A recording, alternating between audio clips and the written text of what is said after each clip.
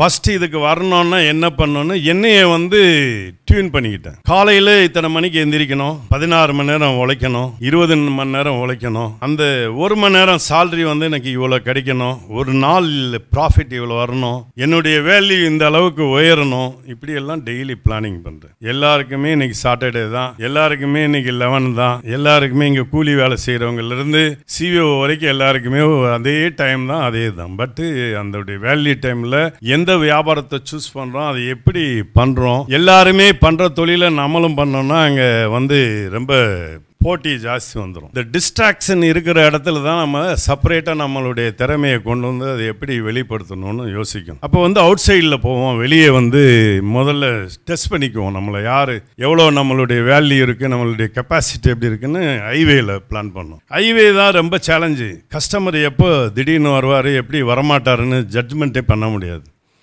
அது பகலாக இருந்து பண்ணி இப்போ ஒரு நல்ல கஸ்டமரை ஜஸ்ட்டு பிரேக் அண்ட் கோ, அவங்க பையில் இருந்த பணத்தை எடுத்து நம்ம கல்லால் விழுகு வைக்கிறது எப்படின்னு யோசித்தோம்.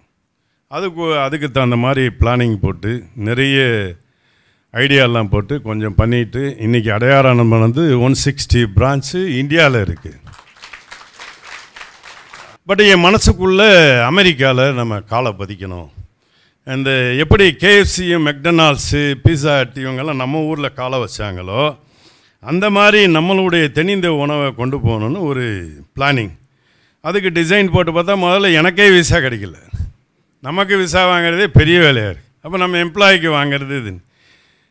இந்த எம்பசிக்குள்ளே நம்ம கடையை போட்டோம், உள்ளே போனோம், அதுக்குள்ளே உட்காந்து நிறைய என்னென்னமோ பண்ணோம். ஆனால் ஆசை மொத்தம் இருந்துக்கிட்டே இருந்தது. அதுக்கப்புறம் சரியான பிளான் பண்ணி போய் போட்டோம்.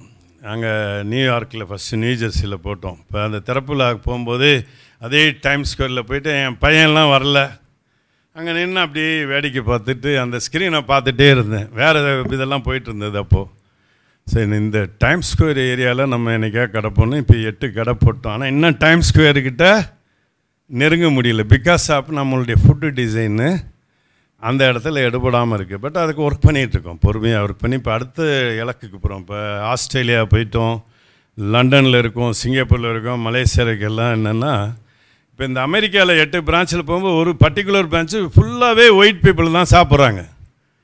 அங்கே சாப்பிடும்போது அங்கே பார்ட்னர் எல்லாம் சொல்லுவாங்க, அதை நம்ம டிசைன் பண்ணோம். எங்கள் அப்பாவை நினச்சி பார்த்தேன், வெத்துப்பைய ஃபுட்பாத்தில் தின்ன பைய, கேஎஃப்சி பெரியவர் மாதிரி. எங்கள் அப்பா அம்மா ஃபோட்டோ தான் கண்டிஷனே. என்ன, என்னுடைய அப்பா அம்மா தான் பிராண்டிங்கே, ஓனரே அவங்க தான், அவங்க ஃபோட்டோ ஃப்ரண்ட்டில் இருக்கணும். அதுதான் நீங்கள் பண்ண போகும்போதே அவங்களுக்கு வணக்கம் சொல்லி, உங்களால் நான், உங்களால் வளர்க்கப்பட்ட நான். ஒருத்தர் அதிகப்படியான சக்ஸஸ் ஆகிடுறாருன்னு வச்சுக்குவோம். நம்ம முன்னோர்கள், என் தாத்தா எவ்வளோ வேணாரோ, இந்த பையன் வாழ்க்கையில் ரொம்ப பெரிய லெவலில் வரும். இன்றைக்கி பாருங்கள், உலகம் பூரா பாருங்கள், என் கம்பெனியில் எனக்கு ஃபஸ்ட் கிளாஸ் டிக்கெட் தராங்க. எங்கே போனாலும் லக்ஸுரி லைஃபு. ஒருவேளை சாப்பாடு எனக்கு கிடைக்கல, எங்கே போனாலும் எங்கள் பார்ட்னருங்க கை கட்டி நிற்கிறே, கையை கழட்டுங்கப்பா சார், என்ன ஷெட்யூல் சாப்பிடுவீங்கங்கிறாங்க.